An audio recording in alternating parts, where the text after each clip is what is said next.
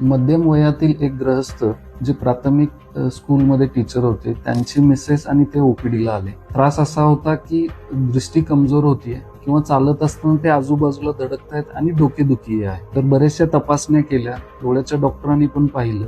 मी तपासणी केली आणि स्कॅन करून घेतलं. तर असं दिसून आलं की त्यांना मेंदूमध्ये पिट्युटरी नावाची जी ग्रंथी असते तिथे एक ट्यूमर आहे आणि ती डोळ्यांच्या नसावर दाब देते. त्यांना नाकाद्वारे एंडोस्कोपीतून ऑपरेशन केलं, नसांचा दाब पूर्णपणे काढला. पेशंटची प्रकृती हळूहळू सुधारली, त्यांची दृष्टी पूर्णपणे परत आली, डोकेदुखी कंप्लीट गेली.